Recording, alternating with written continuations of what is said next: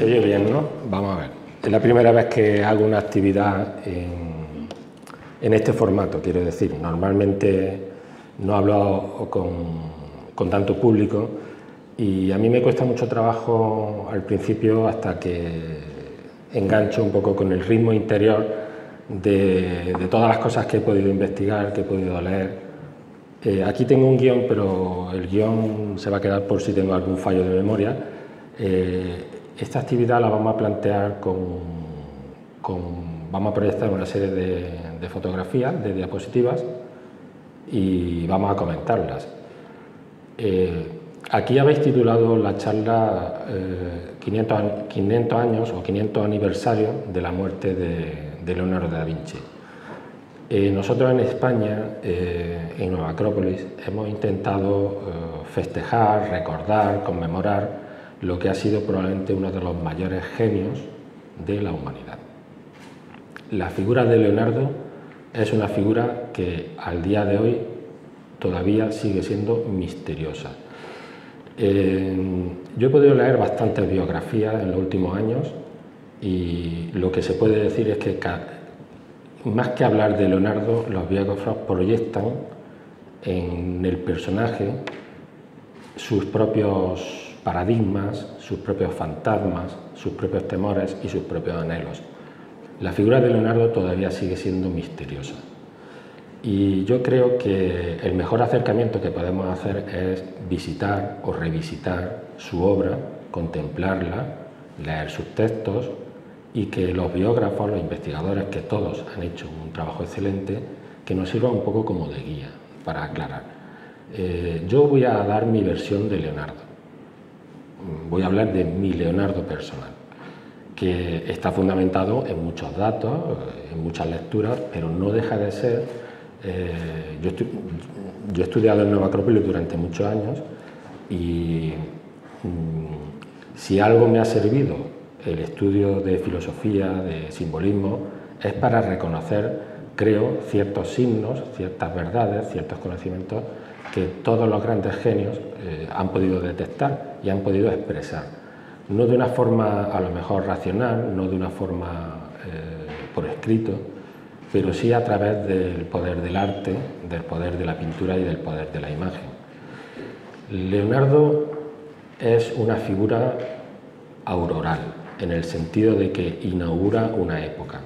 A nosotros nos resulta familiar porque él de alguna forma en su arte anticipó muchas cosas del mundo moderno, cosas que para nosotros hoy en día son actuales y vamos a verlas en algunas imágenes. No me voy a perder en muchos datos, vamos a seguir un poco la secuencia de las imágenes que creo que se puede seguir bien. Y por favor, si no me entendéis bien, a mí me han dicho que tengo que hablar despacito, voy a hacer todo el esfuerzo de hablar. No sé, ¿se oye o no se oye? Si hablo despacito, agradecemos muchísimo. Despacito, vale, bien. Es muy difícil para un andaluz hablar despacio, pero vamos a intentar hacer el esfuerzo porque creo que el personaje lo merece. También agradecer la oportunidad de estar con mis compañeros y con mis hermanos en esta búsqueda de la sabiduría que supone todo lo que es Nueva Acrópolis como escuela de filosofía, y lo que quiero es que esto sea un pequeño homenaje festivo en torno a un personaje que es inagotable. Así que voy a pasar por las imágenes. Bien.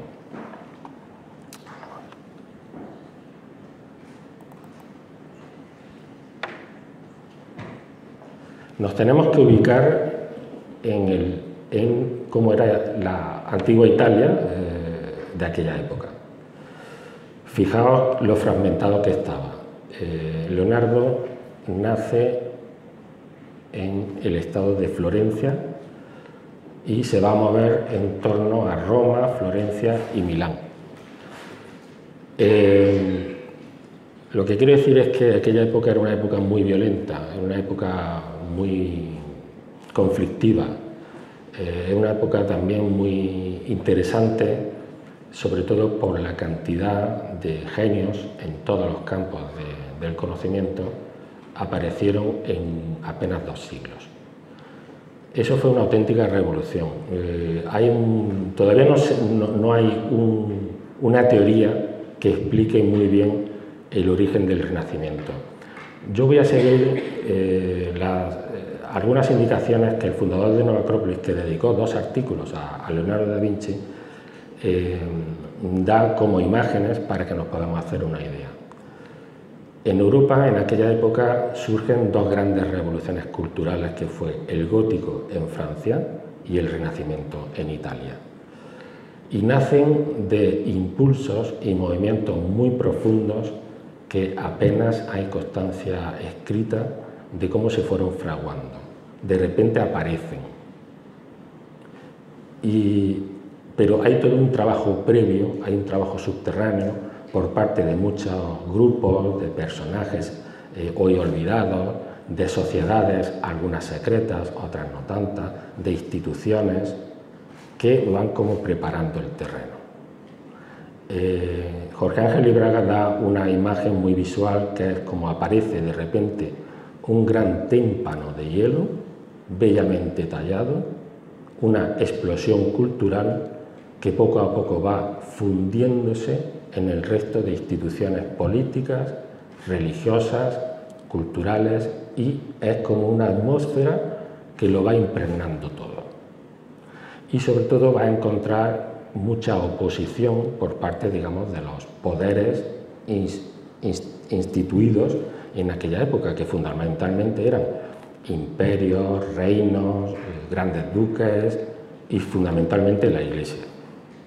Por tanto, el Renacimiento que nosotros conocemos es un Renacimiento que en lo formal es cristiano, porque adopta mucha de la figuración, la iconología, el arte cristiano, pero las grandes obras tienen como una doble o triple lectura, porque se superpone un mensaje de intentar recuperar una tradición que viene del mundo clásico. Y Leonardo hay que insertarlo un poco en ese esquema, porque el éxito de ese proyecto cultural renacentista se va a centrar sobre todo en la ciudad de Florencia. Hay personajes muy curiosos y voy a intentar poner una foto de algunos de ellos. Este se llama Cosme de Medici, fue el padre de Lorenzo el Magnífico. Cosme de Medici nace de una familia de banqueros que se pierde en la Edad Media, pero en un momento dado alcanza el poder del gremio de banqueros en Florencia. Es una persona que tenía muchísimo dinero.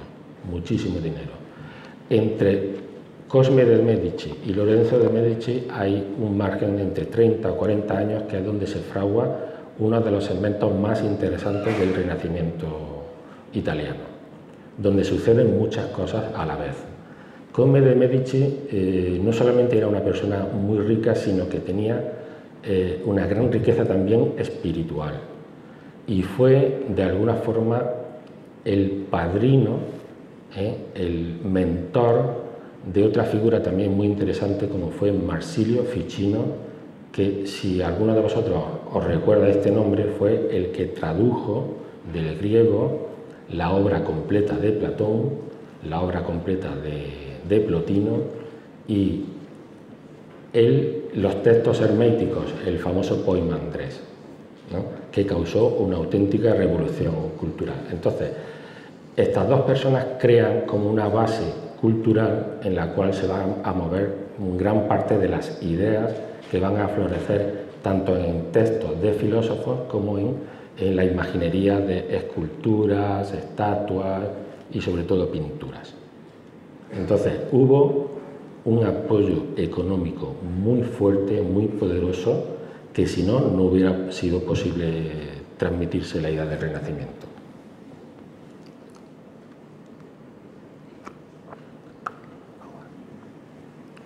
Aquí tenéis a Lorenzo el Magnífico, un cuadro muy bonito donde, además de ser un gran político y diplomático, fue el gran mecenas de Florencia de aquella época. De hecho, podemos decir que en 1492, para Italia y para la cultura europea, no solamente fue el año del descubrimiento de América, no solamente fue el año de la reunificación de la península ibérica, sino sobre todo fue una tragedia por la muerte prematura de Lorenzo de Médici. Digamos que ahí se perdió ya parte de este impulso. Este otro personaje muy interesante, Ludovico Sforza o Ludovico el Moro, fue el gran duque de Milán, de la región de Lombardía. Su abuelo fue un campesino totalmente analfabeto que se lanza a la milicia y en una generación se hizo del poder de una de las ciudades o de las regiones más ricas de Italia. Estamos hablando de personas que no vienen de la nobleza.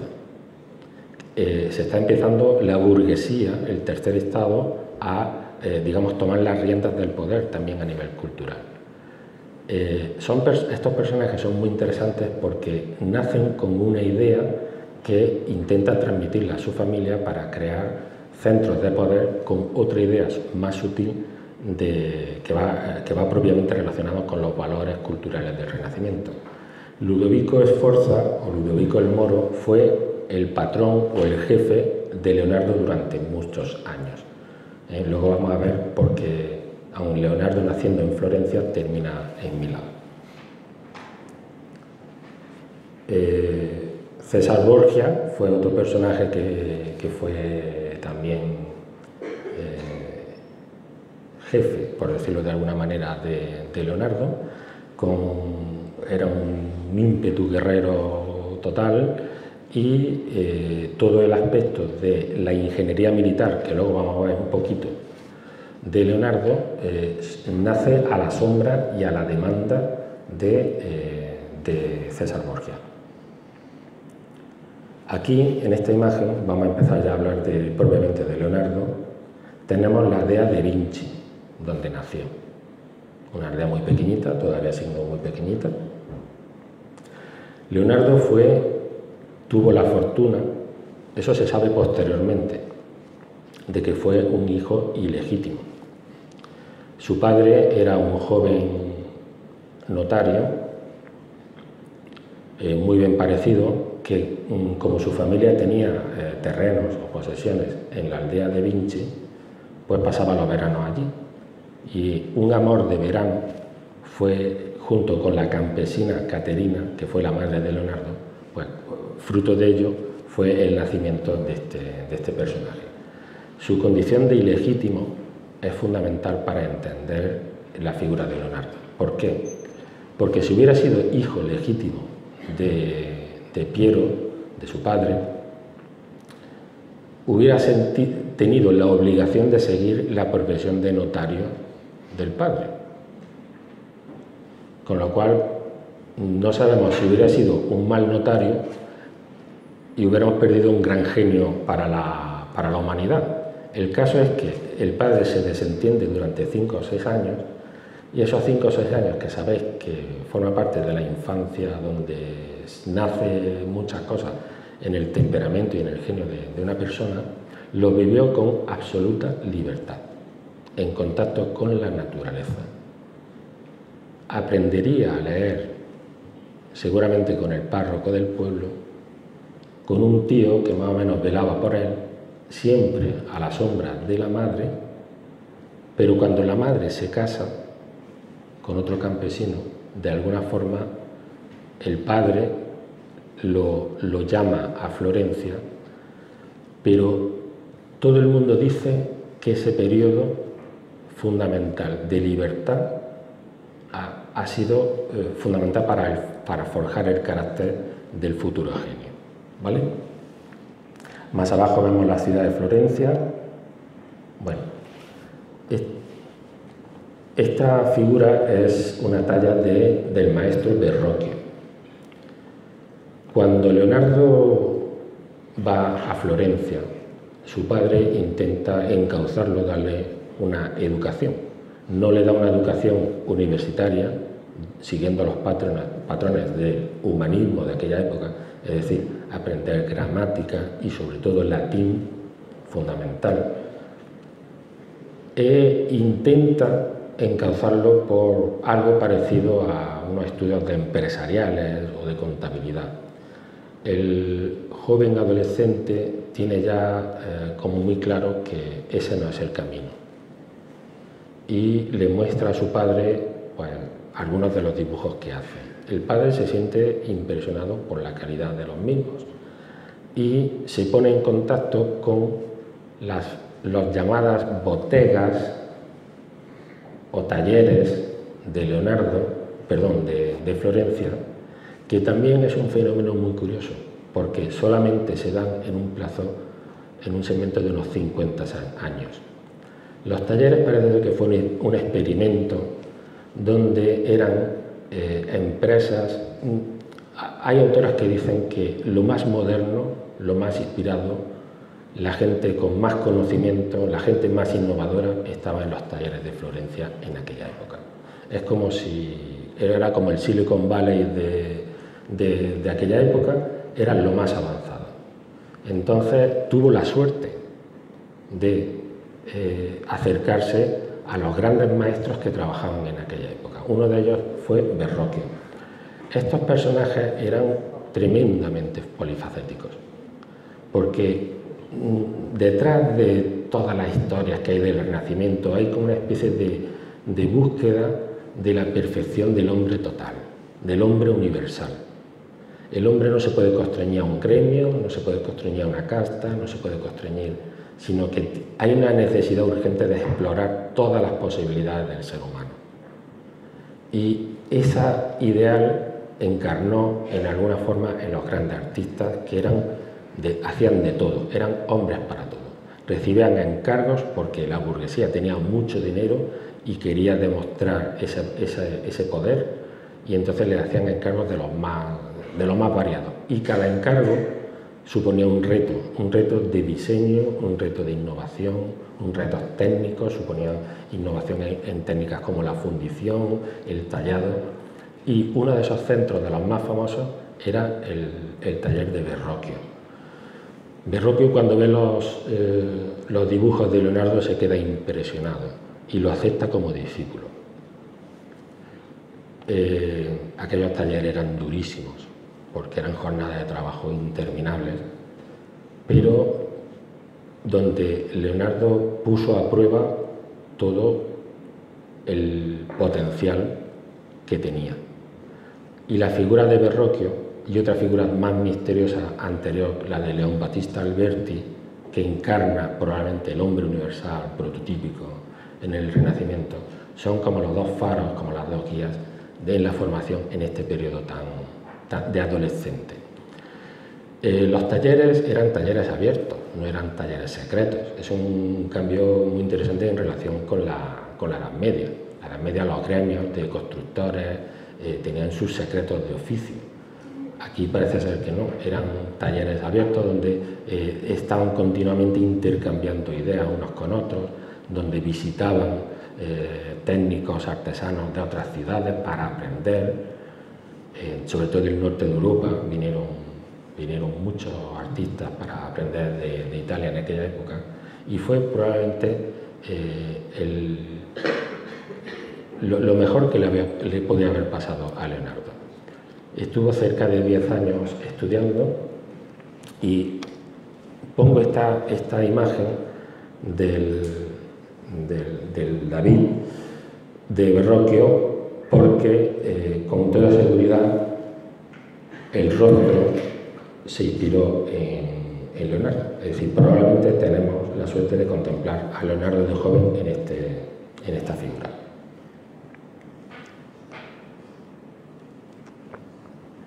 Hay otra más, pero es la principal. Leonardo, se dice de él que era un joven alto, guapo, fuerte, muy fuerte, capaz de doblar con su mano una herradura y una barra de hierro con las dos. Era una persona algo o bastante excéntrica en la forma de vestir, vestía de una forma distinta a como vestían los florentinos de aquella época. En vez de la ropa le llegaba a las rodillas, no era la moda, pero la impuso.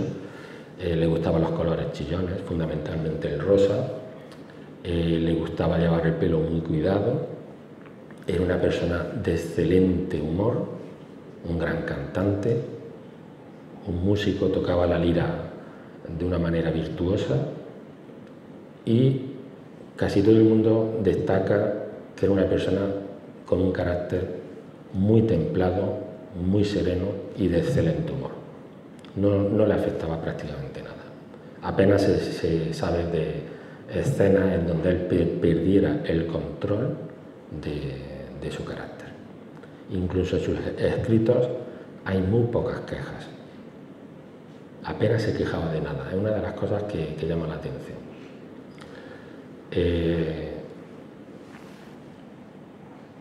Vamos a seguir un poco con los rostros de Leonardo para que veamos el grande, el que vemos aquí.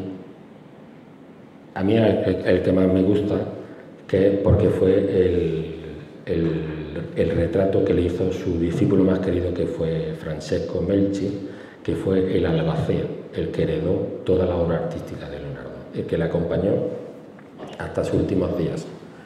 Luego tenemos aquí el famoso autorretrato, que se hizo ya casi unos años antes de morir, en donde vemos a un Leonardo más sombrío, donde el peso de la edad y de la enfermedad se nota mucho.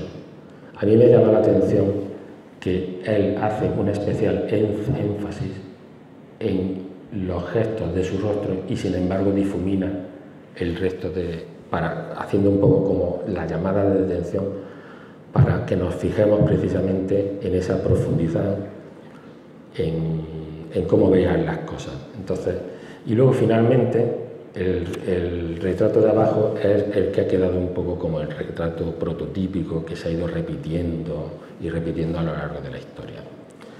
Siempre vemos a un Leonardo con barba, pero él nunca la llevó hasta los 50 años. O sea que probablemente ya este retrato sea posterior. Este otro retrato más famoso todavía, el que le dedicó su discípulo, o no discípulo porque mantuvo contacto, sino porque Rafael de Sanzio era un gran admirador de Leonardo. Entonces quiso darle el homenaje en la famosa cuadro de la Escuela de Atenas, de personificarlo en el mismo Platón. ¿Vale?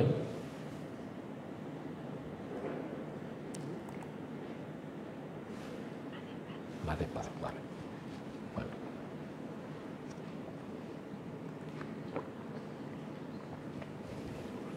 Si os fijáis en el cuadro de abajo, es el bautismo del Jordán del taller de Verrocchio. Es una obra colectiva. La mayor parte la pintó el maestro Verrocchio, pero nos debemos fijar en los dos ángeles de abajo, en donde este de aquí lo pinta Leonardo y el que está a continuación lo pinta Botticelli. Ya se nota la diferencia de ambos. Si os fijáis, se nota claramente. Botticelli era, creo que 7 años mayor que Leonardo, y sin embargo, aun habiendo recibido las mismas influencias, porque si queremos saber de ese doble lenguaje simbólico en los cuadros, los de Botticelli probablemente sean de los mejores, pero vemos que tenían concepciones y percepciones distintas del arte. Aquí ya se ve. Hay una anécdota que no es real seguramente, la cuenta el primer biógrafo de Leonardo, que fue Vasari, que hizo una vida del artista del Renacimiento, que cuenta que cuando Verrocchio vio a este ángel, rompió sus pinceles, es decir, reconoció la superioridad del discípulo. Probablemente no sea cierto, pero pudiera serlo. Bueno, otro amigo de Leonardo, Maquiavelo, si luego da tiempo hablaremos de él, pero para que veáis un poco el entorno en el que se movía. todos eran grandes genios, todos tenían una idea de que a un nuevo tiempo había llegado. Eso es algo muy importante. Había que superar de alguna forma la oscuridad de la Edad Media. De hecho, la Edad Media, que no fue tan oscura como ellos la pintaban, pero de alguna forma había que romper un paradigma que tenía a toda Europa paralizada y que se personifica sobre todo en la filosofía escolástica. Vamos a ver.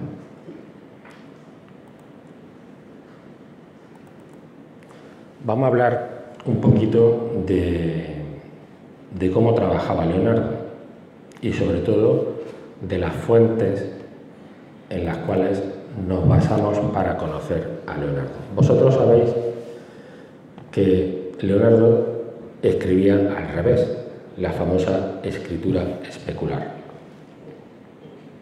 Aquí tenéis un ejemplo y aquí tenéis otro mejor. La parte de arriba es cómo escribía y la parte de abajo está puesta normal. ¿Por qué tenía esta peculiaridad Leonardo? Bueno, hay muchas hipótesis. No era una escritura cifrada o secreta, no, porque es muy fácil poner un espejo y leer lo que decía Leonardo. Probablemente la teoría que yo más acepto es que estamos hablando de un gran genio. Entonces, digamos que el sistema nervioso y el cerebro de un gran genio no sea como el de una persona normal. Entonces, elementos como la dislexia, como el poder escribir con dos manos, cosas que hasta hace poco se corregían castigando a los niños, en ese periodo de aprendizaje de los 5 o 6 años, nadie se lo corrigió. Entonces él, de forma natural, aprendió a escribir y a dibujar con las dos manos, incluso a la vez. Eso quiere decir que su cerebro funcionaba a otra velocidad distinta a la nuestra. Debía ser una persona con una hipersensibilidad rayana, porque él veía probablemente el mundo diferente a como lo vemos nosotros. Hoy se estudia muy bien el tema de la sinestesia, de que hay personas que cuando se produce un sonido ven colores o perciben sabores, y es porque su cerebro está configurado de una forma muy distinta. Y eso le hace percibir el mundo de una manera muy diferente. Yo dándole vuelta a este tema, bueno, hay otra hipótesis que dicen que es más estrambótica, pero hay gente que la apoya, y es que Caterina, su madre, probablemente no fuera europea, sino fuera de origen oriental, esclava, o que lo pudo haber sido. Hay gente, parece que era frecuente en aquella época. Entonces, claro, si era de origen oriental o árabe, ya sabéis que los árabes escriben en dirección contraria, entonces, si algo le pudo enseñar su madre, fue a escribir siguiendo esa norma. A mí no me convence mucho. Otros dicen también que es más fácil escribir de esa manera, digamos que con las mangas con las que se ponían emborronaban menos los manuscritos, pero bueno, vamos a dejarlo así. Pongo este detalle, por ejemplo, para que veáis la belleza de su escritura, y forma parte de una página donde se dedica al estudio de las aves, al vuelo. No podemos entender la obra de Leonardo si no es por ese amor y observación permanente de la naturaleza. Muchos de los inventos que él diseñó, que él programó, son fruto de esa meditación constante observando a la naturaleza. Este es un tipo de manuscrito, era como un cuaderno de notas pequeño que se podía meter en el bolsillo y que lo llevaba constantemente, porque en esos talleres, en esas bodegas que he mencionado antes,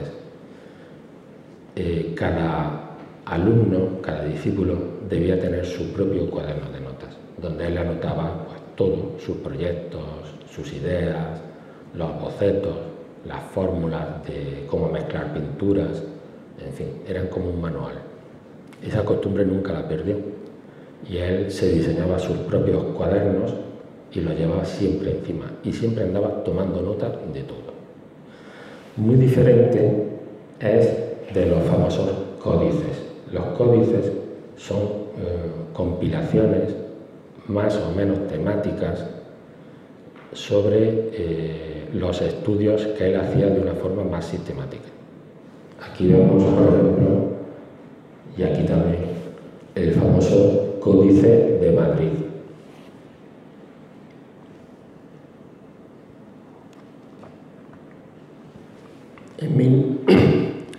En 1965 se descubren dos códices de Leonardo en la Biblioteca Nacional de España. Dos códices que están dedicados enteramente a ingeniería. Están digitalizados y creo que se pueden descargar de internet. Y el otro día me contaron que un departamento de la Escuela de Ingenieros Industriales de la Complutense está continuamente siguiendo líneas de estudio y de investigación de estos códices. Es decir, Leonardo no se queda solamente en algo artístico, sino que hay un gran empeño por estudiar y conocer su obra a fondo. Aquí tenemos otro ejemplo y otro, y ya está. Vamos a cambiar de tema.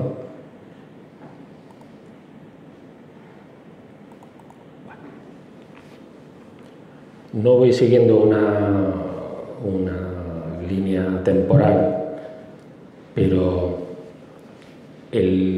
Leonardo nace como artista. Él se forma cuando termina, digamos, su formación en la bodega de Verrocchio y alcanza de alguna forma el título donde él ya puede trabajar por su cuenta, que básicamente consiste en que puede recibir encargos y cobrar por ello a los 24 años. Debemos entender que sus primeros trabajos fueron retratos, fueron cuadros que le encargaban. Él empieza como pintor y en su afán de querer reproducir con exactitud todo lo que él ve, ahí empieza a interesarse por dos temas fundamentales. Uno es la perspectiva y otro es la anatomía. Por querer pintar bien y querer reproducir de 3 dimensiones a 2 dimensiones en una tabla, en un lienzo, hay todo un esfuerzo, porque no es fácil realizar eso. Si uno compara un cuadro de Botticelli y un cuadro de Leonardo, lo primero que se va a dar cuenta es que el más realista siempre va a ser el de Leonardo, porque hay todo un trabajo de estudiar la perspectiva para poder encajar bien las figuras en la justa proporción. Si una figura está en un segundo o en un tercer plano, su tamaño va a ser distinto, pero va a ser distinto en función de una proporción matemática. Eso lo vamos a ver ahora con las fotos de la última cena. Pero no solamente eso, sino la luz. ¿Cómo incide la luz en cada plano? Cómo, por ejemplo, se difumina la imagen conforme se va alejando del foco de observación. Todo eso para muchos pintores no era problema, pintaban de cualquier manera, cosas bellas, pero Leonardo tenía esa preocupación y recoge toda una tradición que ya que viene del mundo clásico, pero que se pierde hasta que personajes como el que he mencionado antes, Leon Battista Alberti, empieza a recuperar los estudios de perspectiva y los cánones y las proporciones para poder representar las figuras correctamente. Entre medias se descubre el famoso libro de los 10 libros de arquitectura de Vitruvio. Vitruvio fue, bueno, no se sabe muy bien quién fue, pero se supone que era el arquitecto que hizo la Roma que nosotros conocemos, la Roma de mármol, la Roma que nace con Augusto. Se escribió en aquella época un libro, los 10 libros de arquitectura, donde estaban todos los patrones, los cánones, la forma que se siguió como un proyecto de construcción, y por eso nosotros identificamos a la Roma como tal, porque que se construía prácticamente igual en Hispania como en el último confín. Ese libro se perdió y a finales de la Edad Media se redescubre y causó una verdadera revolución. Luego vamos a ver lo del hombre vitruviano más detenidamente. Ahora me voy a centrar en la anatomía. Leonardo, cuando cogía un camino, lo seguía exhaustivamente y hasta el final. Y ahora voy a seguir una secuencia de 5 imágenes que creo que va a aclarar un poco lo que quiero decir.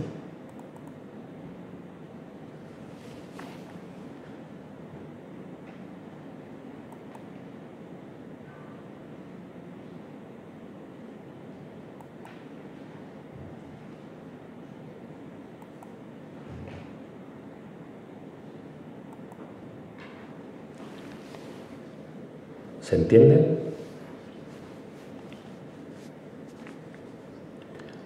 Qué pena que cuando murió Leonardo todos sus estudios de anatomía desaparecieron. Dicen que si su labor se hubiera continuado, la medicina occidental hubiera avanzado 200 años, porque solamente a nivel de anatomía se alcanzó este nivel de detalle y perfección en el primer cuarto de siglo del XIX.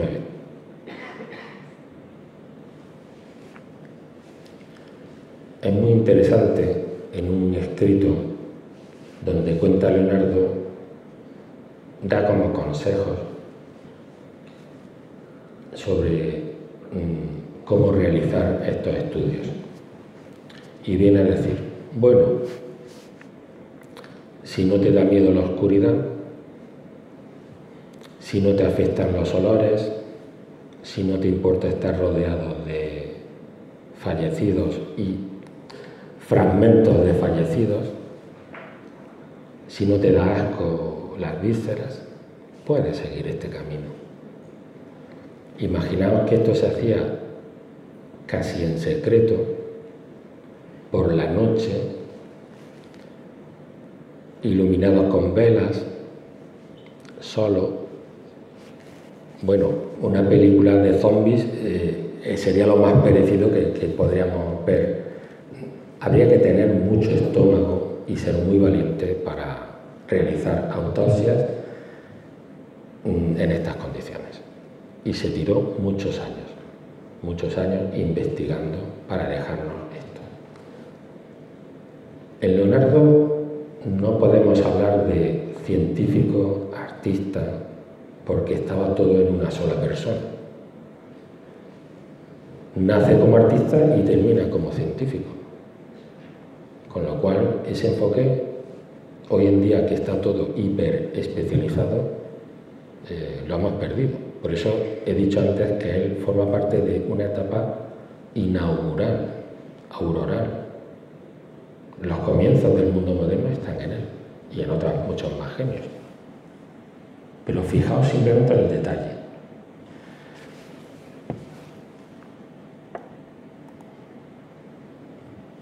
Otro detalle más, en este caso es una mujer.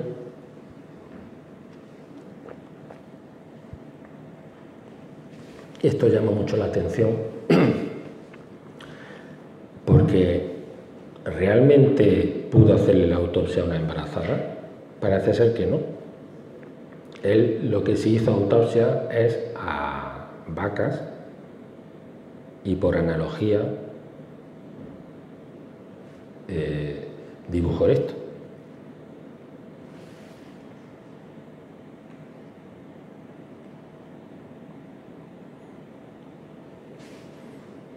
El cerebro yo creo que era muy difícil hacer la autopsia, es lo más imperfecto que hay en los estudios anatómicos de Leonardo.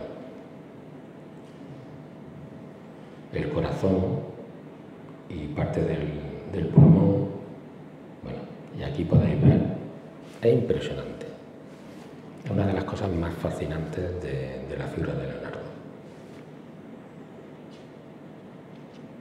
Y como siempre, ese afán de descubrir esos patrones numéricos, esas proporciones en todo. Luego vamos a hablar más adelante del Leonardo matemático.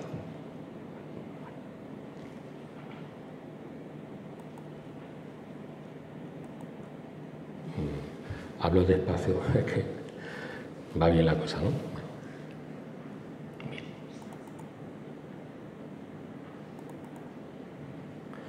Bien, el hombre vitruviano.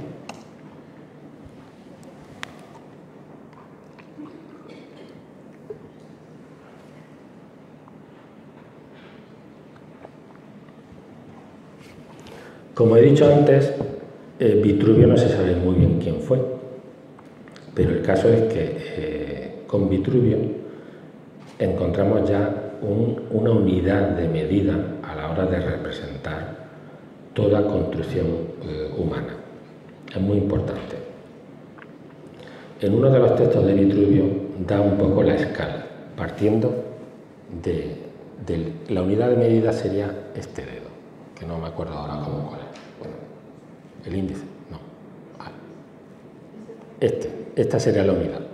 Y a partir de aquí se empieza a contar todo. Y Leonardo representa en esta figura que se ha convertido en un icono cultural que lo reconocemos absolutamente todo. Hay infinidad de especulaciones en torno a esta figura, porque no solamente reproduce el canon de Vitruvio, sino que representa muchas más cosas. Algunos dicen que en esta figura está resuelta la cuadratura del círculo, pero yo ahí no me voy a meter. Es un tema que a mí me sobrepasa. Pero yo lo tengo en una lámina y esta figura la veo prácticamente todos los días. Y yo puedo decir mi interpretación. Esto, vamos.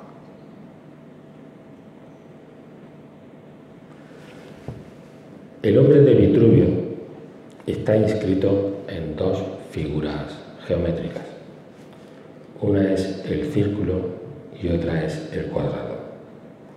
La figura que se apoya en los dos pies y con los brazos en cruz es el cuadrado. Y fijaos, el centro geométrico, ¿lo veis?, del cuadrado, son los genitales.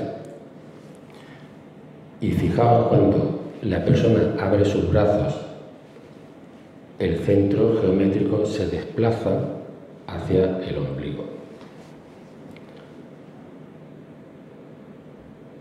Normalmente, en la tradición simbólica de muchas culturas y de muchas corrientes, se habla que el cuadrado representa lo material, el mundo material. Y el círculo, la circunferencia, representa lo espiritual o lo cósmico. Y tenemos entre medias a una figura que de alguna forma está inserta, que hace de intermediario entre esas dos realidades. Aquí se puede dar a entender que, aparte de especulaciones, enseñanzas de tipo pitagórico, nos está hablando de todo ese mundo filosófico del hermetismo y del neoplatonismo que formaba parte de la sustancia en la cual aprendieron todos estos grandes filósofos en esa época. Estamos hablando de la Florencia de aquella época.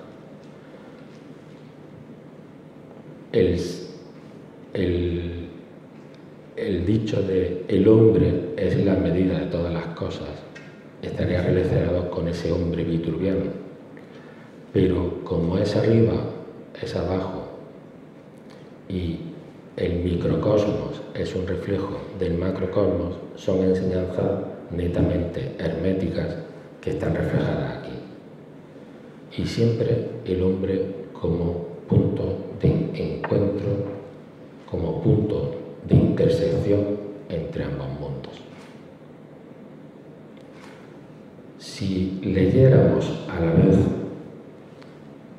el elogio de Picot de la Mirándola, donde habla del hombre como un ser perdido, que no tiene una gran especialización, que lo único que puede servirse de su imaginación y de su inteligencia, quizás nos daría la clave de esta figura. El hombre está atrapado en lo material, pero puede, si se expande, si se abre, alcanzar lo espiritual a través de un camino de esfuerzo, de sacrificio, de conocimiento. A mí es lo que me dice esta figura, francamente. Luego es el hombre de Vitruvio, pero volvemos a insistir en lo mismo. Estamos en una época en donde los dobles y los triples mensajes estaban a la orden del día.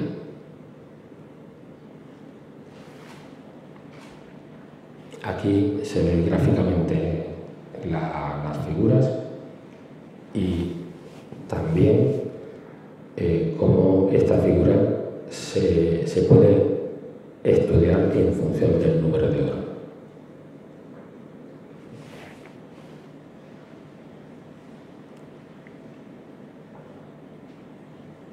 Y importante, este personaje fue Luca Pacioli, matemático que acompañó a Leonardo durante muchísimos años. Antes he dicho que Leonardo no tuvo una formación humanística al uso, fue sobre todo un autodidacta. Cuando él cumple los 24 años se da cuenta que no sabe muchas matemáticas, no sabe latín y dedica gran parte de su esfuerzo a estudiar por su cuenta. Cuando termina en Milán se encuentra con Luca Pacioli y se hacen amigos, pero amigos íntimos, amigos de verdad. Tanto es así que Luca Pacioli escribe su libro sobre la divina proporción y las ilustraciones son de Leonardo. Esas figuras que son los sólidos platónicos desde distintos enfoques son ilustraciones que su querido amigo se lo dedicó. Es una obra magnífica, preciosa.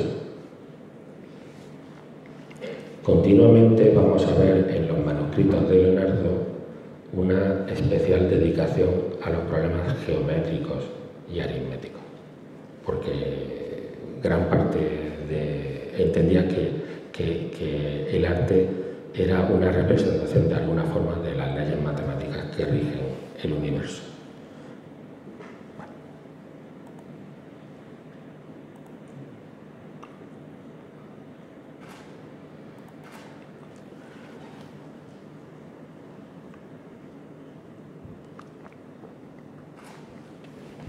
Hablar de Leonardo como psicólogo sería algo excéntrico.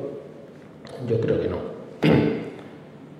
Él era un gran observador, no solamente de la naturaleza, sino del ser humano. Cuando pinta a personas, no solamente quiere pintar como son físicamente, sino quiere de alguna forma penetrar en el misterio de la persona que tiene delante. Y bueno, vamos a ver, por ejemplo, cosas muy sorprendentes como estos grotescos, donde él trata de alguna forma exagerar algunos defectos, algunos vicios de las personas como caricaturas.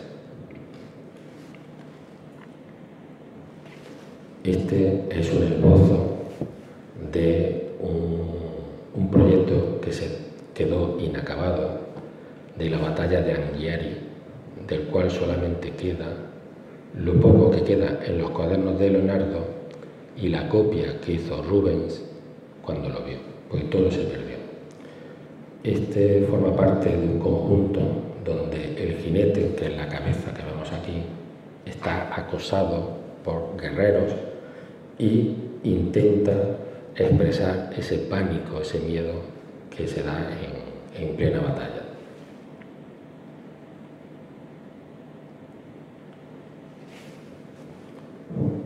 Esta obra fue probablemente uno de los primeros encargos en Florencia, Ginebra de Benci o de Benci, una dama florentina que formaba parte de una de las grandes familias relacionadas con Marsilio Ficino, y parece ser que su padre fue el que consiguió los famosos textos herméticos, los que compró, y Ficino pudo empezar a traducirlos.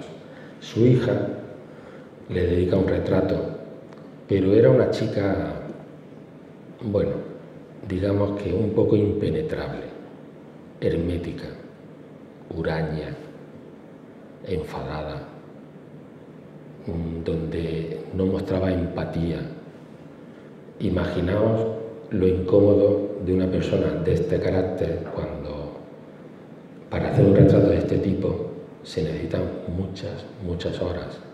Leonardo contrataba a músicos, les contaba chistes, historias para hacerle ese tiempo más llevadero, pero la joven era impertérrita. ¿Qué es lo que pasa? Si no puedo captar tu psicología en los rasgos de tu rostro, voy a captar tu alma en el entorno que va a rodear. Entonces, de alguna forma, la interpretación de este cuadro es que el alma de esta dama estaría simbolizada en todo el entorno de, fijaos que no recuerdo ahora mismo qué planta es, pero las hojas son punzantes, el río que se ve de fondo es otoñal, tirando a decadente, es un paisaje melancólico, y de alguna forma Leonardo quiso expresar que esta joven era así. El tono de la piel mortecina, en fin, es un retrato bello, muy bello, pero un poco difícil. En comparación con este, ahora sí mismo se me ha olvidado el nombre de la dama, pero era la amante de Ludovico Sforza, que lo vimos antes, de su etapa ya de Milán. Y fijaos, una joven que puede tener 15 o 16 años, donde no necesita el trasfondo porque su rostro lo dice todo. Pero aquí la clave está en el animal, en el armiño. El armiño es un símbolo, un animal que dicen que prefiere morir antes que estar sucio. Es un símbolo de la pureza, pero las malas lenguas decían que el armiño también era como una especie de el animal favorito de Ludovico, con lo cual hay una especie de erotismo latente, de esos juegos de cariño y de poder, porque cuando vemos aquí, ¿quién manda? ¿Quién manda aquí? El amor de ella que domina al amante, aun siendo el duque de Milán. Es es una gozada, este cuadro es precioso. Más allá de los rumores, de los chismes, representa que Leonardo era capaz perfectamente de captar la profundidad del ser humano. Hay quien dice que cuando Leonardo empieza a pintar vírgenes, en realidad no pintaba vírgenes, pintaba diosas, porque eso es una de las cosas que antes he insistido, ese trasfondo de paganismo, de captar esa energía o esencia femenina, se tenía que hacer aprovechando el soporte cultural de la ideología dominante que era la Iglesia Católica, ¿no?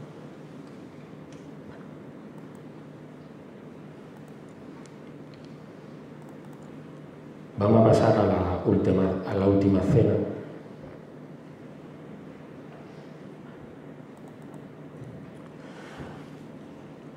Antes dije que a Leonardo se le intenta reducir, incluso tergiversar, en función de los prejuicios de cada época.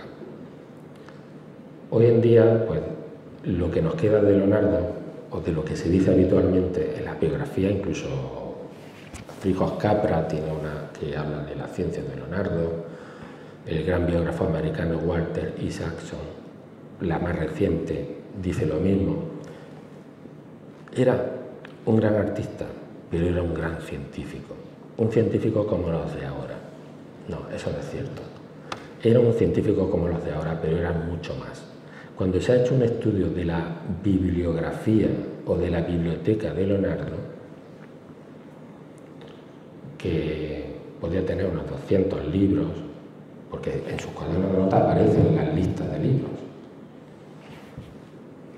Leonardo era un gran lector y siempre estaba a la caza del último libro, de los temas que a él le interesaban. Pero qué curioso eso.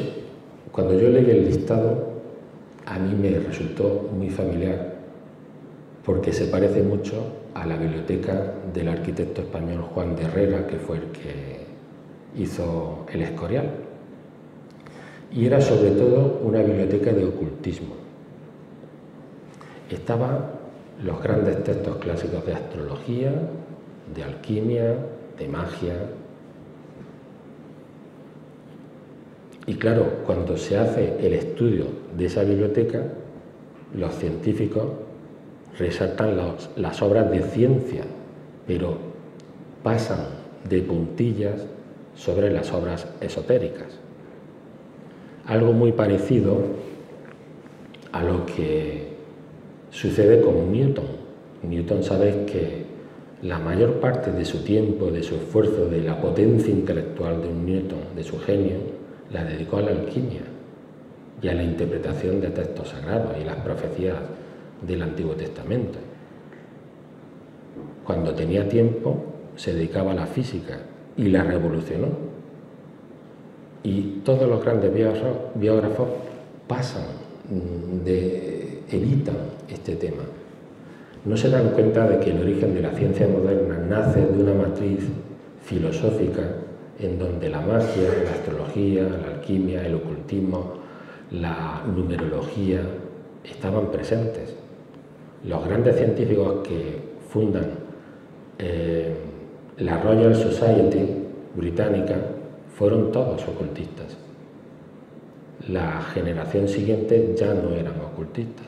Hubo un cambio, pero el origen de todos estos personajes, su formación era esta. Entonces, esa variable nunca la tenemos que obviar, la tenemos que tener presente. Y en la obra de Leonardo aparece aquí, en la Última Cena. La Última Cena es un tratado de astrología, además de una representación del momento en donde Jesucristo dice a sus discípulos: alguno de vosotros me ha traicionado o me va a traicionar. Ese es el momento en donde aparece. ¿Qué es lo que hace Leonardo? Estudia la reacción de cada uno de los apóstoles, pero les asigna un signo astrológico, con sus regencias planetarias, y vamos a ver algunas cosas más.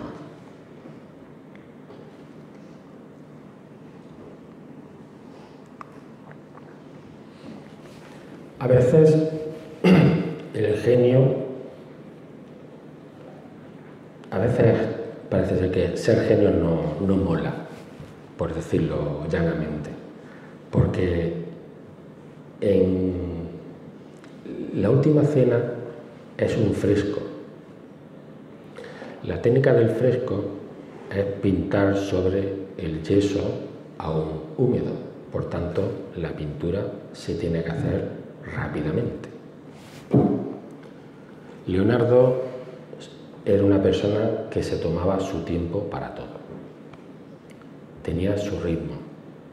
Él no dejaba que le impusieran, salvo su jefe Ludovico el Moro, que cuando le mandaba organizar una fiesta tenía que dejarlo todo. Pero salvo eso, él tenía su propio ritmo. Este cuadro tardó 12 años en pintarlo, en terminarlo. Era tan inventivo que desarrolló nuevos tintes, nuevos barnices para poder trabajar en yeso, pero le salió mal. Y a los pocos años ya esta pintura empezó a deteriorarse y ahora mismo más o menos está reconstruida como la vemos hoy en día. Se parece mucho al original, pero ha sufrido unos percances y unos avatares. Estuvo a punto de perderse en la Segunda Guerra Mundial porque una bomba de los aliados cayó en el edificio y lo destruyó. Menos mal que la taparon con miles de sacos terreros y eso permitió que sobreviviese, pero de milagro. ¿Qué es lo que vemos aquí entonces? Pues un estudio exacto, no solamente de astrología, sino de perspectiva. Lo vamos a ver. Bueno, estos son algunos de los bocetos. Este es... Bueno.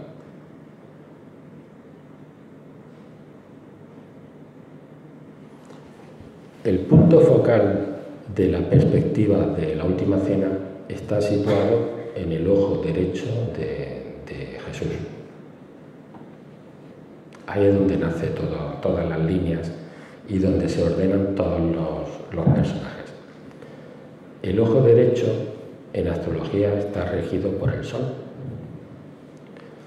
y la figura central asume una figura de solar, con lo cual implícitamente nos está hablando también del sistema heliocéntrico. Está agrupada en 3 grupos de 3 personajes con estos movimientos muy dinámicos. Este es el desarrollo de los cuadrados áuricos, la figura de Cristo, el sector de Virgo a Piscis, los 3, no. Este es Géminis, ya no me acuerdo, Géminis, no, sí, Géminis, es que ya no me acuerdo. Bueno, y esta es una perspectiva muy interesante para que veáis cómo estaba situada. La Última Cena estaba en un refectorio donde comían los monjes. Y si uno se da cuenta, la pintura es como ¿cómo se dice? Un gran trampantojo. De repente, una estancia que es pequeña, con ese juego de perspectiva y de luz, adquiere una profundidad que gana terreno.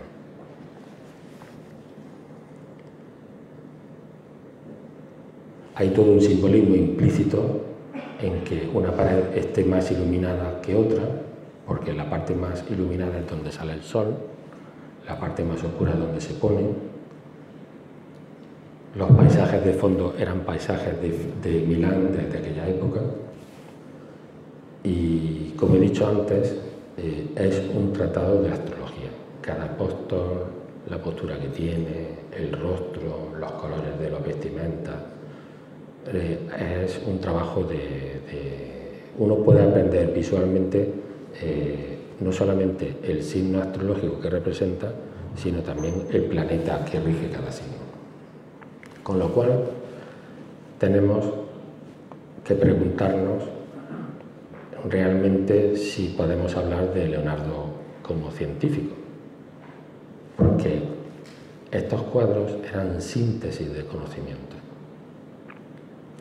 Eran cuadros donde las personas que saben pueden aprender visualmente lo que muchas veces te cuesta mucho trabajo estudiar. Yo he leído muchos libros de astrología y la verdad que si hubiera conocido antes, hubiera tenido en mi cuarto La Última Cena y te puedes realmente aprender astrología a través de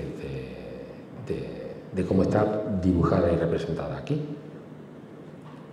Otro tema es que muchas de estas pinturas tenían la intención, al menos, eso se ve sobre todo en Botticelli, lo que se llaman figuras talismánicas, porque Botticelli tiene una representación muy interesante de Marte dormido y Venus yacente, que al parecer estaba en los aposentos privados de Lorenzo de Medici, y fue una pintura que se hizo de acuerdo al horóscopo personal de Lorenzo, para que de alguna forma le influyera en él.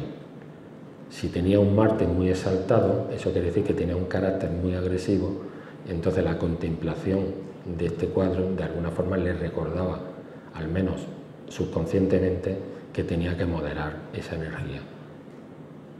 Era el ambiente de la época, vuelvo a repetir, donde la ciencia, la experimentación estaban haciendo, pero la magia, la cábala, era casi la preocupación principal de todos estos grandes personajes. Y aquí sí se ve el estudio de la perspectiva, para que veáis un poco la profundidad con lo que se alcanza simplemente jugando con el conocimiento de la perspectiva matemática.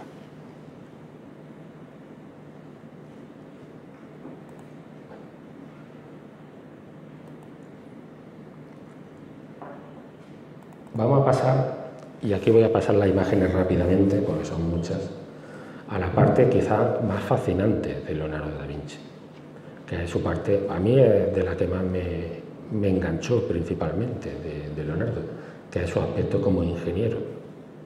Hay que decir que Leonardo se forma en Florencia.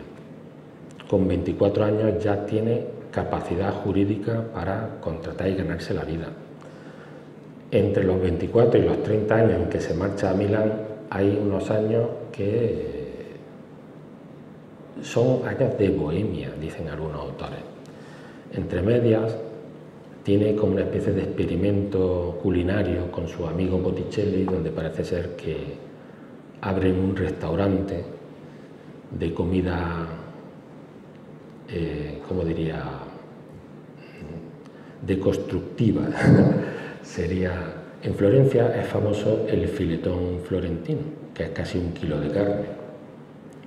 Si tú abres un restaurante como de estos modernos, donde el plato es muy grande y hay poca comida, pero todo muy sofisticado, evidentemente se arruinaron. Pero en sus estudios, en sus escritos, aparecen inventos muy curiosos, como el de la servilleta reutilizable. Y, bueno, una aventurilla, un negocio, intentaba ganarse la vida hasta conseguir los primeros contratos. Hay un dato que dice que a los 28 años le admiten en la Academia de Florencia, la Academia Platónica de Florencia, la que funda Cosme de Medici con Marsilio Ficino.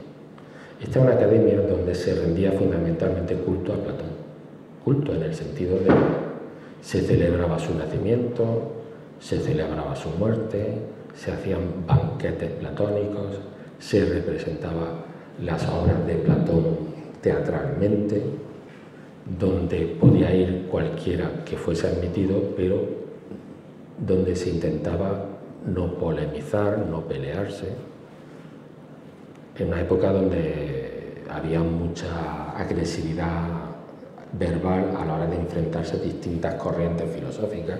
Ahí dije, no, este es un remanso de paz. Yo he leído, y en el artículo del profesor Jorge Ángel Ibraga, dice unas cosas muy curiosas, donde Lorenzo de Medici indica a Leonardo que se marche a Milán, donde va a ser más útil y va a poder desarrollar su potencial. Vamos a pensar que hasta ahora Leonardo se ha formado como pintor. Y a los 30 años se presenta ante el duque de Milán con una carta que es muy misteriosa. Una carta de 2 folios, 14 puntos, donde dice, bueno, lo voy a resumir, yo puedo hacer puentes, yo puedo hacer edificios, puedo hacer esculturas, puedo hacer armas, puedo hacer ingeniería militar, y luego lo último, de pasada, y también pinto cuadros. De alguna forma, en esa carta está resumido lo que va a ser sus próximos 30 años, 30 y tantos años de vida, porque es como un programa de vida. Pero yo reflexionando, digo, ¿dónde aprendió todo eso? Hay un autor que, si conseguís el libro, yo lo tengo en PDF, que se llama Marcel Brion, que es un gran biógrafo de los grandes, y titula Leonardo da Vinci o la encarnación del genio. Y es que hay que tener en cuenta esa variable. El potencial de las personas, de estos grandes genios, no aparece al principio de su vida, ni siquiera en la adolescencia, sino que necesita un cultivo, un ambiente, y en un momento dado aparece, surge como Atenea de la cabeza de Júpiter. Porque no hay constancia de que él estudiara ingeniería bajo ningún maestro, ni ningún taller. Lo curioso es que Ludovico, que era un personaje muy interesante y muy inteligente, como que no se fiaba de Leonardo. Y dijo, yo te admito en mi corte, pero vas a hacer lo que yo quiera. Y los primeros encargos que recibe Leonardo de Ludovico son organizar fiestas, banquetes, bodas, principescas. Y ahí vemos un aspecto de Leonardo muy interesante también, donde vemos que era un hombre para todo, para todo.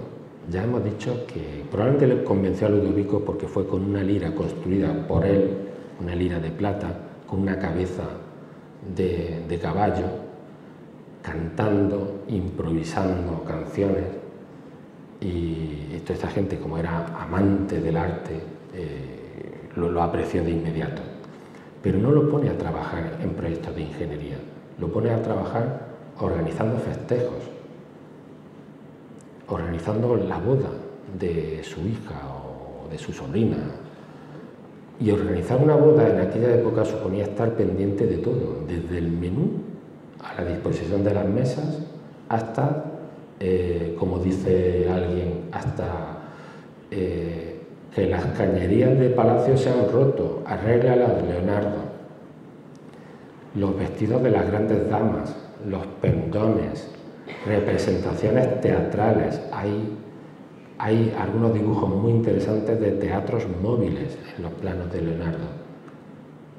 Y fiestas como estas, unas pocas, porque el carácter de Ludovico y el carácter de Milán era un carácter muy festivo, muy alegre.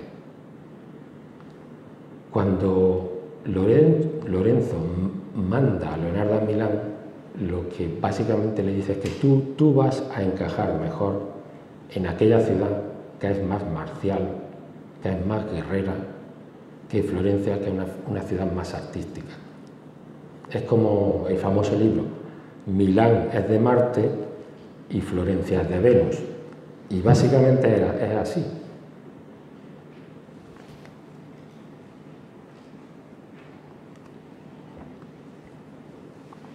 Y entonces empezamos a ver a otro Leonardo. Un Leonardo que no deja de pintar, un Leonardo en donde logra hacerse de un espacio privado donde poder empezar estos estudios de los que nadie sabe, los estudios de anatomía, los estudios de matemáticas, el diseño de máquinas, pero con el tiempo que le restaba ese aspecto de festivo, de showman que le exigía Ludovico. Entonces vamos a empezar a ver algunas de esas máquinas y a comentar, pero bueno, esta es súper conocida. Hay quien dice que Leonardo da Vinci tuvo la tragedia de haber nacido en el siglo equivocado. Él podía haberse desarrollado mucho mejor en una época como Alejandría, como la época imperial de Roma, o podía haber sido uno de los grandes genios, pues yo qué sé, en la época de la Revolución Industrial, en el siglo XIX o en el siglo XX. Pero nació donde nació y cuando nació. Entonces siempre hay un misterio de... Leonardo forma parte de los genios visionarios. Los genios visionarios es un misterio en sí, porque de repente hay alguien que ve cómo van a ser las cosas en el futuro, se anticipa. Lo que pasa es que este hombre se anticipó demasiado. Haciendo una comparación menor, Steve Jobs, cuando él imagina el iPad o el iPhone, fue un visionario, pero un visionario a corto plazo. Es decir, se anticipó 10 años y él dijo que el futuro iba por ahí, y efectivamente, hoy estamos viviendo de esa visión de Steve Jobs. Todos tenemos un smartphone, una tablet, pero estamos hablando de 10 años. Pero fijaos, algunas de las máquinas de Leonardo que se anticiparon siglos. ¿Dónde veía Leonardo eso? Se puede decir que algunos inventos ya se habían anticipado en la época romana. Que quedaran dibujos, prototipos que Leonardo de alguna forma pudo estudiar. Por ejemplo, el afán de volar es algo que ha aparecido en muchas civilizaciones. Yo soy de Córdoba y en Córdoba, en la época califal, en la época de Abderramán II, hubo un personaje muy parecido a Leonardo que se llamaba Ibn Firnas, que era alquimista, era astrólogo y se diseñó una máquina para volar. Se lanzó desde la muralla, se estrelló y casi se mata, pero ya había ese empeño por querer volar. Entonces, de alguna forma, Leonardo retoma ese viejo sueño, pero con un enfoque muy diferente a como se había realizado hasta ahora. Entonces vamos a ver cosas que nos resultan muy familiares, como un prototipo de helicóptero o autogiro. Bueno, las alas, el paracaídas. Esto, por lo visto, era aplicación de algo que ya se hacía para lanzar pesos de grandes alturas. Pero bueno, el famoso automóvil de Leonardo, que vamos a ver. Bueno, estos son inventos que se han construido y funcionan. En la casa de donde murió Leonardo, en Francia, en la Clos Lucé, todos los jardines están construidos con prototipos de Leonardo a tamaño real y funcionan. Esto se llama odómetro y es un cuentapasos para contar distancias. Este es el modelo de Leonardo. Se sabía que en Roma había carros de caballos que contaban las millas, con un mecanismo que iba pasando cada X vueltas, soltaba una bola, cada X vueltas otra bola, y al final tú cuentas las bolas y haces el cálculo en millas o en kilómetros o en como sea, ¿no? Bueno, esto forma parte de su etapa veneciana. Estuvo en Venecia también un tiempo. Venecia en aquella época estaba muy preocupada por el avance del Imperio turco. Era su más directo competidor. Entonces tenían el temor de que los turcos invadieran Venecia. Entonces los estrategas, los militares de aquella época pensaron de desarrollar estrategias de guerra submarina, sabotajes, estamos hablando de comandos, ¿no? Tropas de élite. Entonces el traje de buzo servía para eso. ¿Veis? Que no hay tampoco tanta diferencia con el común actual. Sistemas para aportar aire cuando la persona está bajo el agua. Bueno, esta es la famosa bicicleta de Leonardo. Hay quien dice que no fue suya, que fue alguien que la dibujó posterior. Bueno, ahí se queda la cosa, ¿no? Pero os dais cuenta que las bicicletas de hoy no son como las de Leonardo, evidentemente. Pero en aquella época nadie podía imaginarse una bicicleta. Nadie, no estaba la mente para...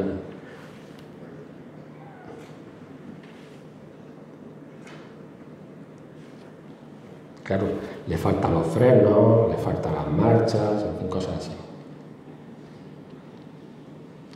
Pero a mí de los diseños de Leonardo que más me gusta es este. ¿Sabéis lo que es? Es un rodamiento. Un rodamiento. El mundo actual no sería el que es si no existiera este pequeño engranaje. Pero él lo pensó y el prototipo que desarrollaron estaba en madera. Un rodamiento de madera es algo totalmente improbable, eso no funciona. Imaginaos en pleno siglo XV alguien que imagina esto. Una cosa totalmente atemporal. Es como cuando encontramos restos de tecnología en estratos que no corresponden a esa fecha, algo que te rompe los esquemas. Pero hay que hacer el esfuerzo de situarse en esa época. Nosotros ahora mismo aceptamos a Leonardo porque nuestro mundo se parece mucho al que él imaginó. Esa es un poco la paradoja, y por eso hay una tendencia a minusvalorar a Leonardo. Cuando, si solamente por esto ya podemos decir que fue un gran genio, porque esto no es fácil imaginarlo. ¿Qué es lo que pasa? Que él entiende el mecanismo, la idea, el prototipo, la necesidad, pero no existía a nivel científico, metalúrgico, tecnológico, conocimiento para poder plasmarlo. Yo no sé cuándo se hizo el primer rodamiento, no lo conozco, pero podríamos hablar de finales del 18, comienzos del 19, cuando empiezan las primeras máquinas a vapor, seguramente por ahí. Bien, y estos son los rodamientos actuales. Este es la esencia de un genio visionario.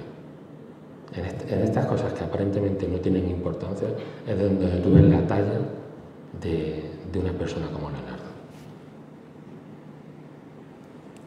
Esto es una máquina de movimiento continuo, era una preocupación en los matemáticos de aquella época. Y el intento de construirla. Una máquina para pulir espejos, una aserradora mecánica, un reloj, un tornillo de Arquímedes para subir agua de un nivel inferior a otro superior, no sé cómo se llama el nombre, una draga o dragadora que sirve para extraer tierra de los fondos de los ríos para darle más profundidad, para abrir cauces de los ríos, puentes.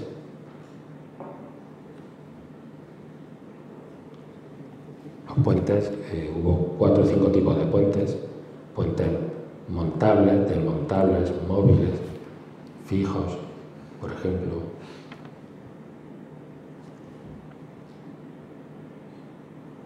Un yunque, un mecánico.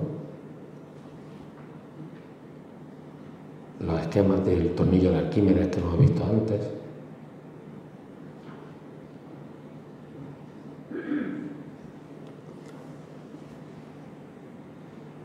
Aquí hay un giróscopo, que es un aparato de aviación.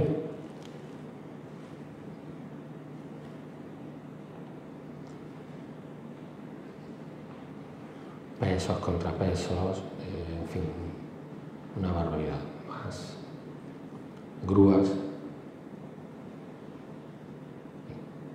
poleas, cadenas, en fin, un tratado de mecánica. Y, por ejemplo, un ala delta. O sea, él cuando dijo, hay que volar, vamos a pensar cómo se puede volar. Y abría todo el abanico de posibilidades y entre ellas encontraba, por ejemplo, el ala delta. Y aquí vemos que en 1993 unos ingenieros ingleses desarrollan el ala delta tal cual y funcionó. ¿Vale? Bueno. Ingeniería militar. Estamos hablando de reinos, países, estados en guerra. Yo aquí no entiendo mucho, sobre todo porque he leído una cosa que además tiene su lógica, es que los diseños militares de Leonardo tienen errores intencionados para evitar el espionaje, la copia. Entonces yo no sabría decir cuáles son, pero no lo podemos imaginar. Afortunadamente, Leonardo no era una persona militarista, era una persona pacífica, una persona que él se declara fe libre y vegetariano a los 24 años. Y un amante de la paz. Lo que pasa es que estaba al servicio de grandes señores y tenía que estar un poco a la altura de sus exigencias, ¿no?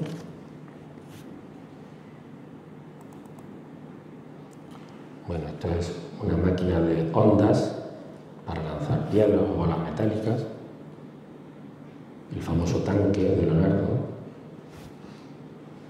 Desde el punto de vista de ingeniería militar, lo que caracteriza a Leonardo es la miniaturización de las armas, sobre todo de artillería, para hacerlas portátiles y poder trasladarlas de un sitio a otro rápidamente. Bueno, eso formaba parte parte de la guerra submarina, de los comandos, que he dicho antes.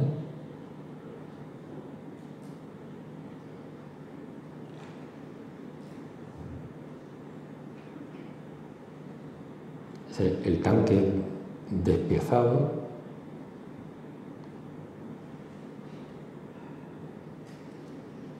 para evitar asedios en castillos y en murallas. Bueno, este se me ha colado antes. El hombre rana de Leonardo, una máquina espectacular que es,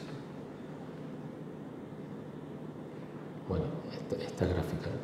Los ingenieros, cuando miran los diseños de Leonardo, lo primero que dicen es la gran capacidad didáctica y pedagógica que tenía. Porque hoy en día, si habéis visto un diseño de ingeniería, pues es difícil a veces de entender si no estás en la profesión. Pero él hacía unos diseños que de forma intuitiva podías captar la idea.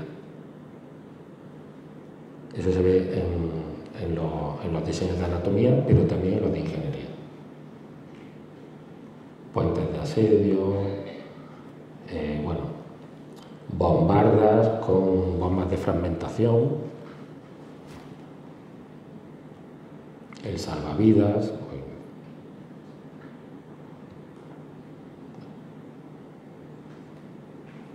Esta es la parte, es muy interesante. Y yo contemplando todo lo que él diseñó a nivel militar, cuando muere Leonardo, su discípulo Francesco Melchi se queda con gran parte de la obra artística y con todos los manuscritos.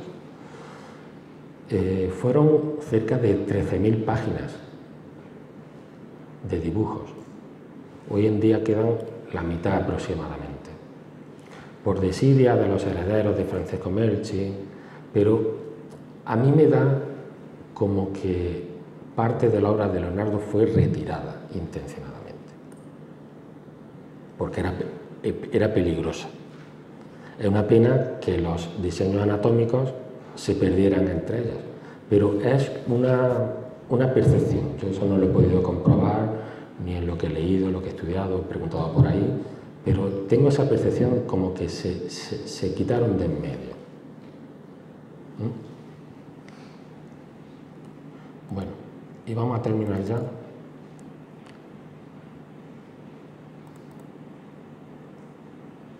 Bueno.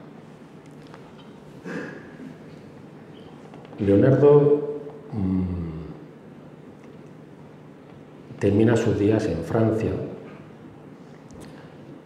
apadrinado por el rey Francisco I, que era un gran admirador de Leonardo, donde le cede una enorme casa, un castillo pequeñito, con unos jardines preciosos, en la Clos-Lucé. Eso está en un pueblecito a las orillas del Loira. Entonces la capital de Francia, o por lo menos la corte, estaba muy cerca.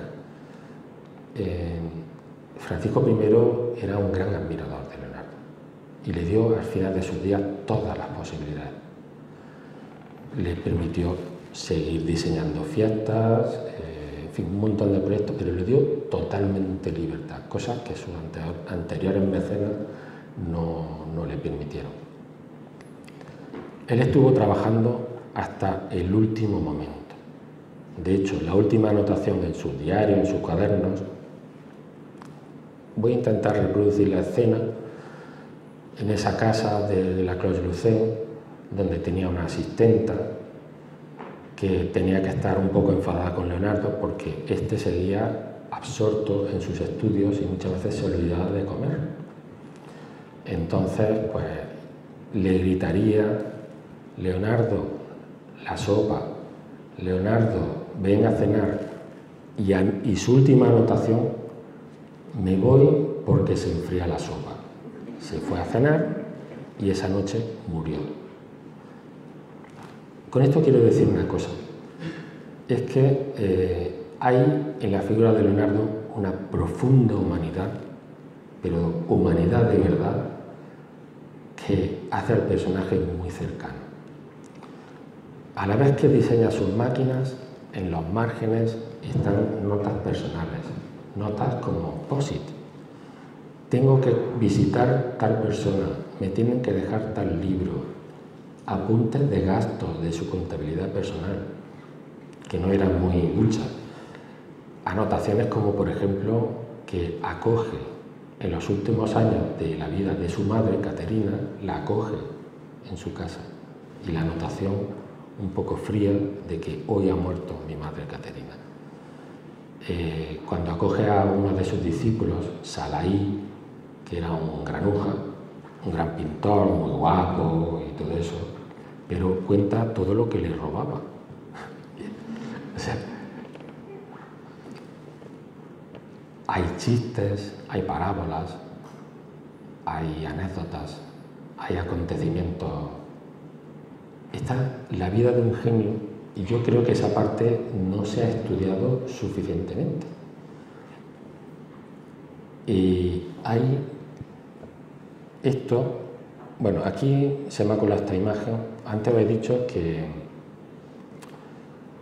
bueno, el ahorcado, no recuerdo ahora mismo el nombre, fue el sicario que Roma, junto con otra familia muy poderosa de Florencia, los Pacci, organizaron un atentado contra Lorenzo de Medici y su hermano Julio.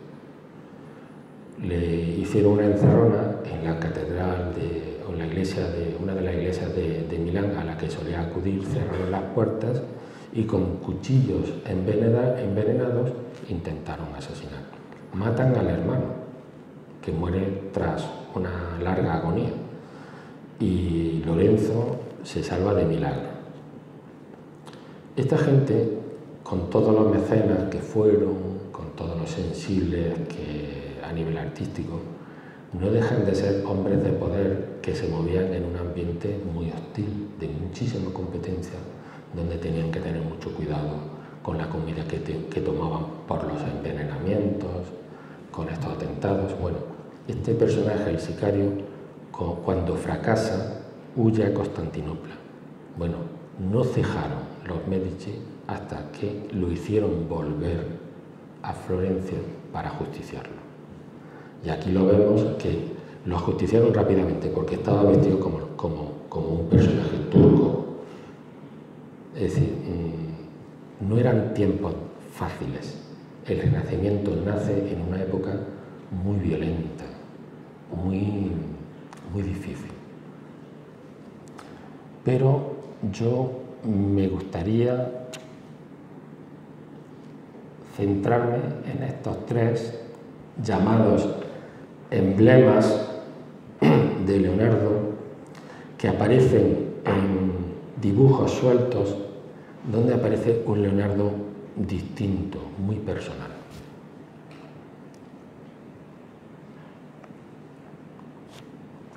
El primer emblema es un arado con un lema que aparece, que se traduce como rigor obstinado.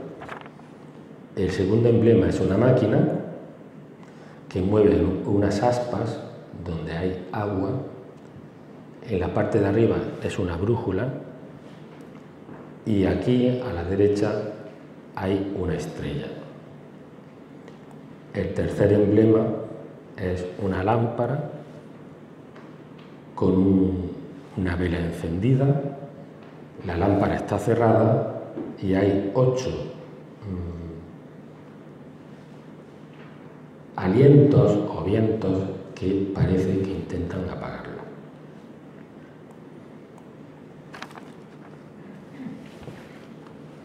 De los miles de cosas que pudo dibujar Leonardo, hay pocos autores que estos emblemas les ha llamado la atención. Uno de ellos es este que comentaba, Marcel Brion, y hace unas reflexiones muy interesantes sobre el posible significado de estos emblemas.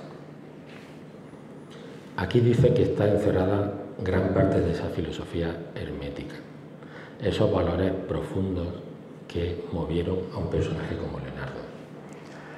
Nosotros en Nueva Acrópolis estudiamos al ser humano desde una óptica en donde el ser humano no es algo material, sino que es algo muy complejo, que tiene muchas dimensiones. Y cuando yo lo vi, a mí me recordó mucho a lo que nosotros estudiamos. Es decir, hay una parte, ¿cómo diríamos? Una parte material, que sería nuestro cuerpo, nuestro vehículo.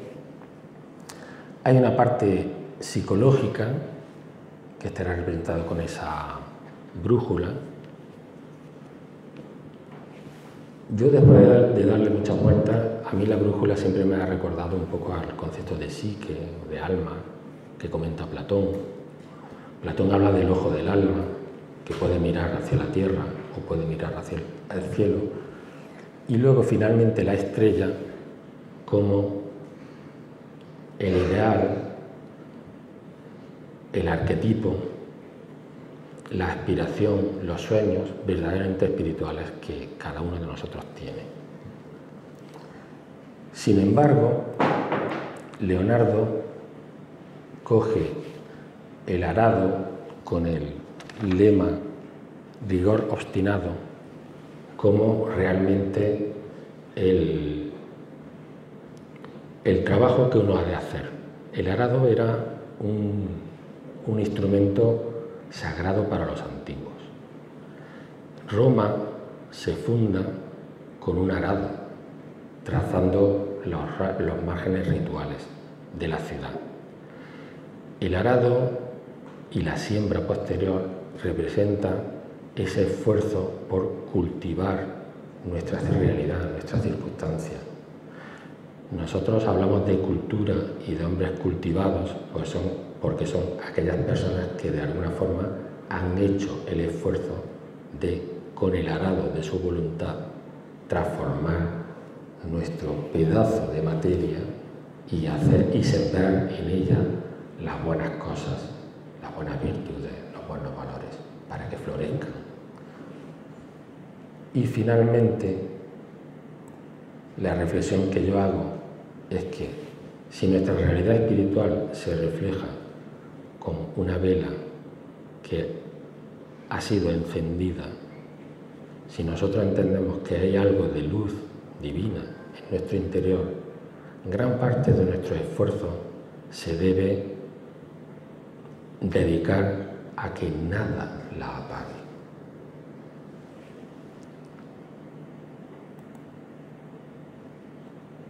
De alguna manera, Leonardo, en este cuadro también y en este, nos viene a indicar cuál es la dirección a tomar. Este cuadro dicen que es San Juan Bautista, otros dicen que es Baco, aquel doble juego que observamos en que una misma figura puede significar ambas cosas según la clave de interpretación. Forman parte de esas figuras en donde Leonardo empieza a trabajar con la ambigüedad, porque donde la figura no sabe si es hombre o mujer, en los esbozos, en los bocetos de este cuadro, aparece con el mismo rostro, la misma figura, pero sin embargo el pecho que se le ve es un pecho de mujer. O sea, juega con la androginia, con la unión de opuestos.